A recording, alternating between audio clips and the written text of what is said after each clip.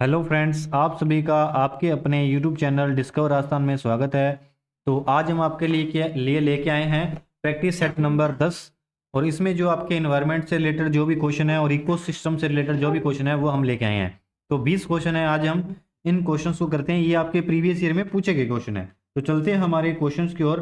तो पहला क्वेश्चन है आपका, पारिस्थितिकी तंत्र के निम्नलिखित कौन से दो घटक हैं। तो देखो, जो पारिस्थितिकी तंत्र है इसमें दो घटक होते हैं, एक तो होता है आपका जैविक घटक और एक होता है आपका अजैविक घटक। तो देखो, इसका आंसर हो जाएगा जैविक और अजैविक। तो ऑप्शन नंबर 3 है इसमें, ये आपका क्या हो जाएगा, आंसर हो जाएगा। तो अब चलते हैं हमारे नेक्स्ट क्वेश्चन पे। तो नेक्स्ट क्वेश्चन है जो आपका, प्रकृति की क्रियाशील इकाई कहलाती है। जो प्रकृति की क्रियाशील इकाई है उसको हम क्या बोलते हैं, उसको बोलते हैं अपने पारितंत्र। क्या बोलते हैं? पारितंत्र। इसका आंसर हो जाएगा आपका ऑप्शन नंबर 3, पारितंत्र। और ये जो पारितंत्र है, पारितंत्र में क्या होते हैं, जीवधारी जो होते हैं आपस में और तथा आसपास में भौतिक पर्यावरण के साथ परस्पर क्रिया करते हैं। तो ये जो पारितंत्र में जो जीव होते हैं ये भौतिक एनवायरनमेंट के साथ, किसके साथ, भौतिक वातावरण के साथ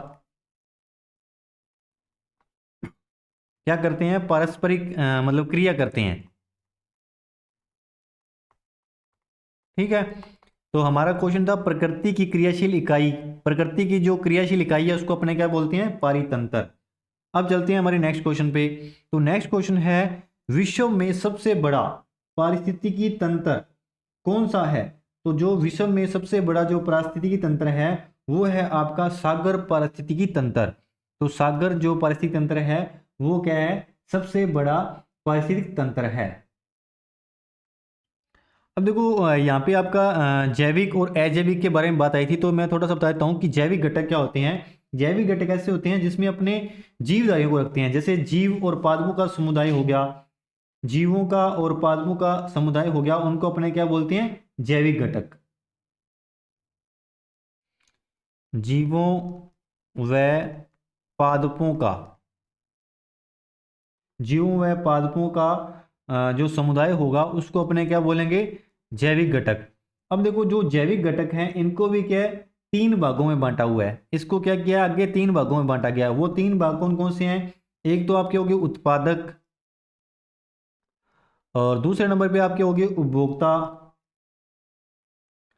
और तीसरे नंबर पे आपके होंगे अपघटक। ठीक है। अब देखो, उत्पादक में क्या आ जाएगा, उत्पादक में जैसे आपके आगे हरे पेड़ पौधे, क्या आगे, हरे पेड़ पौधे। तो ये क्या करेंगे, ये सूर्य से प्रकाश संश्लेषण की क्रिया में आपका भोजन बना लेते हैं। तो ये अपने क्या आगे, हरे पेड़ पौधे। हरे पेड़ पौधों को कौन खाएगा, उपभोक्ता खा जाएगा।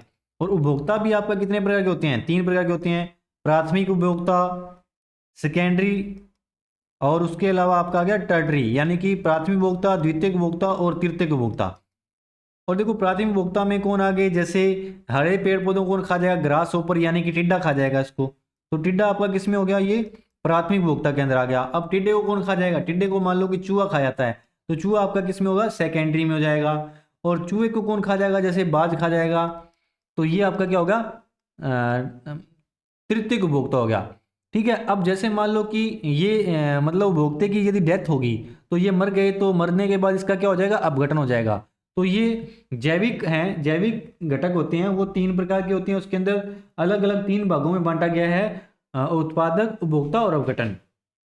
अब देखो, अब चलते हैं हमारे नेक्स्ट क्वेश्चन पे। जो आपका 4th नंबर क्वेश्चन है वो हमारा है कि एक पारिस्थितिकी तंत्र में सर्वाधिक संख्या में पाए जाते हैं। जो आपका पारिस्थितिकी तंत्र होता है उसमें सबसे अधिक संख्या में क्या पाया जाता है, सबसे अधिक संख्या में पाए जाते हैं आपके उत्पादक पाए जाते हैं। ठीक है। सबसे अधिक संख्या में क्या पाए जाते हैं, उत्पादक पाए जाते हैं। और मैंने आपको बता दिया उत्पादक किसमें होंगे, जैविक घटकों का जो आपके 3 अलग अलग रूप भागों में बांटा गया है, उसमें जो पहले पहले था वो था आपका उत्पादक। और उत्पादक में मैंने आपको बताया जैसे पेड़ पौधे हो गए, और वो क्या है कि क्लोरोफिल युक्त पादप हैं, जिसमें क्या है, जैसे शैवाल आ गए, घास आ गया, पेड़ पौधे आ गए, ये प्रकाश संश्लेषण की क्रिया के द्वारा क्या बना लेते हैं, अपना भोजन बना लेते हैं। ठीक है। तो अब चलते हैं हमारे नेक्स्ट क्वेश्चन पे। तो पर्यावरण के जैविक घटक, तो पर्यावरण का जो जैविक घटक है उसके बारे में बताना है। तो पर्यावरण के जैविक घटक कौन हो जाएंगे, पौधे हो जाएंगे। पर्यावरण का जैविक घटक क्या हो जाएंगे, आपके पौधे।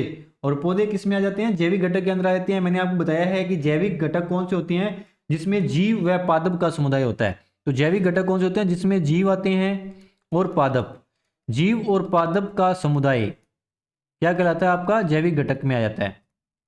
अब पादपों के अंदर अपने क्या आ गए, पौधे आ गए, तो ये आपके क्या हो जाएंगे, जैविक घटक। ठीक है, अब मैदान हो गया, पहाड़ हो गया, नदियां हो गई, ये कोई जीव है क्या, और ना ही ये पादप है और ना ही जीव हैं, तो क्या हो गए, ये अजैविक घटक हो जाएंगे। ठीक है, अब चलते हैं हमारे नेक्स्ट क्वेश्चन पे। तो नेक्स्ट क्वेश्चन है आपका, ऊर्जा का पिरामिड होता है। ऊर्जा का पिरामिड कैसा होता है, हमेशा सीधा होता है। ऊर्जा का पिरामिड कैसा होगा, हमेशा सीधा होगा। तो देखो जो आपका ऊर्जा का पिरामिड बनता है वो इस प्रकार बनता है। पिरामिड तो आपको पता ही है, तो इसमें क्या है कि पहले तो आपका हो जाएगा नीचे, तो नीचे नीचे आ जाएगा प्राथमिक उपभोक्ता। ठीक है, प्राथमिक उपभोक्ता आ गया, फिर उसके बाद द्वितीयक उपभोक्ता आ जाएगा, फिर उसके बाद द्वितीयक आ जाएगा, फिर उसके बाद तृतीयक आ जाएगा, क्या आ जाएगा आपका तृतीयक, मतलब तृतीयक उपभोक्ता आ गया। फिर उसके बाद आपका क्या आ जाएगा, अपघटन। ठीक है, अब जो तृतीयक होते हैं, तृतीयक उपभोक्ता होते हैं, ये क्या होते हैं, शीर्ष परभक्षी होते हैं। क्या होते हैं, शीर्ष परभक्षी, यानी कि ये प्राथमिक को भी खा जाते हैं और द्वितीयक को भी खा जाते हैं। अब चलते हैं हमारे नेक्स्ट क्वेश्चन पे। नेक्स्ट क्वेश्चन है कि निम्न 3R में से किन को पर्यावरण के अनुकूल माना जाता है। तो जो पर्यावरण के अनुकूल है उसके बारे में बताना है। तो पर्यावरण के अनुकूल हो गया रेड्यूस, रीयूज और रिसाइकिल। तो ये क्या है, पर्यावरण के अनुकूल है।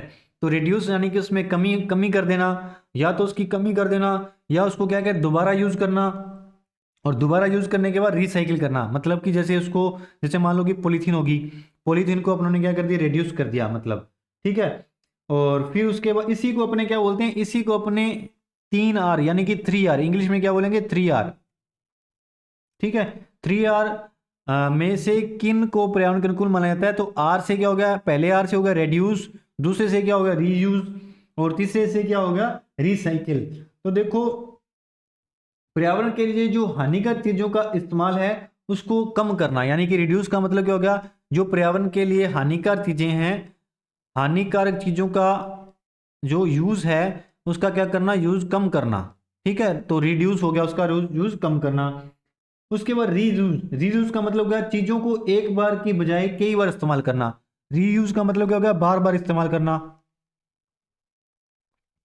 बार बार यूज करना। ठीक है, और रिसाइकिल का मतलब क्या है, रिसाइकिल का मतलब है जैसे उसी चीज को दोबारा उसी से बना करके उसको बढ़ावा देना, यानी कि पुनः चक्रित करना, पुनः चक्रित करना। तो ये जो है, ये है 3R जिसको पर्यावरण के अनुकूल माना गया है। अब चलते हैं हमारे नेक्स्ट क्वेश्चन पे। तो देखो जो आपका अगला क्वेश्चन है वो है, निम्नलिखित में से पारिस्थितिकी तंत्र का कौन सा जीवीय घटक नहीं है। तो हमें जीवीय घटक के बारे में बताना है। तो जीवीय घटक कौन सा होगा आपका, वायु। वायु क्या है कि जीवीय घटक नहीं है। तो हमें बाकी के बाकी जानवर आपके जीवों में आता है, वनस्पति और जीवाणु, ये सभी क्या हो गया आपके जैविक घटक हो गए। जैविक घटक मैंने आपको बताया कौन कौन आते हैं, जीव आते हैं, और उसके अलावा क्या आते हैं, पादप आते हैं। तो देखो ये जानवर जीव हो गया, वनस्पति पादप हो गया, जीवाणु जीव हो गया। तो वायु है जो वो क्या है आपका जीवीय संकटक नहीं है। तो अब चलते हैं हमारे नेक्स्ट क्वेश्चन पे। तो नेक्स्ट क्वेश्चन आपका, जलीय पारिस्थितिकी तंत्र में अपघटक के उदाहरण है। देखो जो जलीय पारिस्थितिकी तंत्र होता है उसमें जो अपघटक का उदाहरण क्या लेते हैं, जीवाणु हो गए, जैसे उसके अंदर जो फंगी होगी यानी कि कवक हो गए, वो आपका क्या है कि अपघटक के उदाहरण है। अब चलते हैं हमारे नेक्स्ट क्वेश्चन पे। तो नेक्स्ट क्वेश्चन है आपका, एक समुद्री पारिस्थितिकी तंत्र में किस क्षेत्र में प्रकाश मंद होता है। तो जो प्रकाश है वो कम होता है एफोटिक में, किसमें, एफोटिक में। तो इस जगह पे जो आपका है प्रकाश वो क्या रहता है, कम रहता है। और एफोटिक जोन कौन सा है, ये आपका एफोटिक जोन होता है, ये महासागर का हिस्सा होता है। कौन सा हिस्सा होता है, महासागर का हिस्सा होता है। यहाँ पे क्या है कि धूप नहीं आती, यहाँ पे क्या है कि धूप जो होती है, धूप नहीं आती, तो धूप नहीं आएगी तो प्रकाश मंद ही रहेगा, है ना। तो ये आपका हिस्सा है, ये महासागर का हिस्सा है, और यहाँ पे धूप नहीं पहुंचती है। तो एक समुद्री पारिस्थितिकी तंत्र में किस क्षेत्र में प्रकाश मंद रहता है, तो प्रकाश आपका जो जहाँ प्रकाश की कमी रहती है वो आपका हिस्सा क्या कहलाता है, एफोटिक जोन। तो अब चलते हैं हमारे नेक्स्ट क्वेश्चन पे। तो जो आपका नेक्स्ट क्वेश्चन है, निम्नलिखित में से कौन सा कथन सही है। तो सही कथन है वो हमें बताना है। तो वायुमंडल पौधों का प्रमुख भंडार है, तो सही बात है। तो वायुमंडल में आपको पता ही है कि डिफरेंट डिफरेंट पौधे हैं, तो इसमें बहुत सारे पौधे पाए जाते हैं। तो जो वायुमंडल है वो क्या है, पौधों का भंडार है, और पहला पहला कथन इसमें क्या है, सही है। उसके अलावा अब चलते हैं हमारे नेक्स्ट क्वेश्चन पे। तो नेक्स्ट क्वेश्चन है आपका, पौधों द्वारा नाइट्रोजन को किस रूप में अवशोषित किया जाता है। अब देखो जो पौधे हैं, पौधे क्या करते हैं, नाइट्रोजन का क्या करते हैं, अवशोषण करते हैं। और नाइट्रोजन का अवशोषण वो किस रूप में करते हैं। देखो नाइट्रोजन का जो अवशोषण होता है वो अमोनिया के रूप में भी हो जाता है, नाइट्राइट के रूप में भी हो जाता है, और नाइट्रेट के रूप में भी हो जाता है। तीनों के तीनों रूपों में हो जाता है। तो आपका आंसर क्या हो जाएगा, ये ऊपर के जो सभी के सभी हैं वो आपके आंसर होंगे। तो फोर्थ में दे रखे उपयुक्त सभी, तो ये आपका आंसर हो जाएगा। अब चलते हैं हमारे नेक्स्ट क्वेश्चन पे। तो नेक्स्ट क्वेश्चन है, नाइट्रोजन स्थिरीकरण का रूपांतरण है।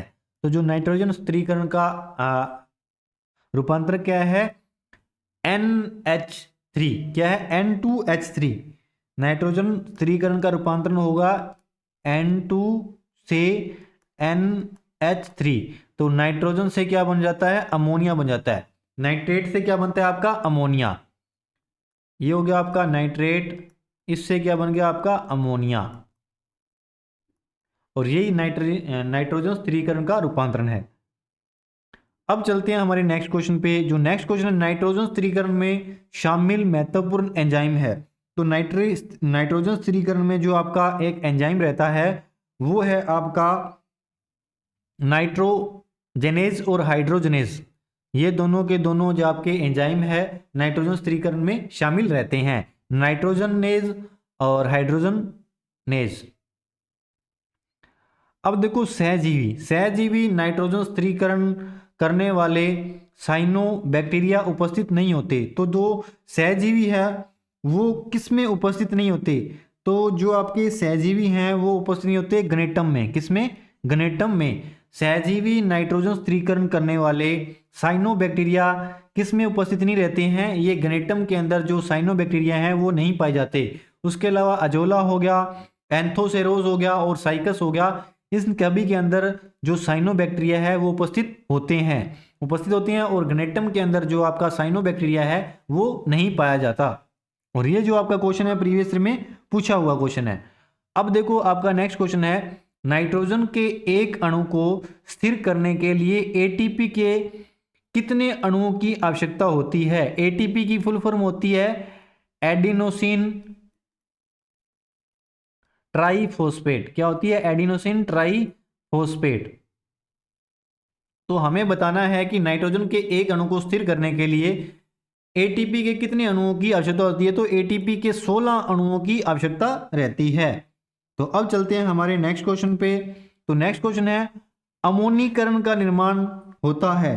तो अमोनीकरण का जो निर्माण है वो होता है अमीनो एसिड से अमोनिया। कैसे बनता है अमोनीकरण, अमीनो एसिड से अमोनिया बनेगा, उसी को क्या बोलेंगे अपने, अमोनीकरण। अब देखो नेक्स्ट क्वेश्चन है आपका, नाइट्रेट का नाइट्रोजन में रूपांतरण क्या कहलाता है।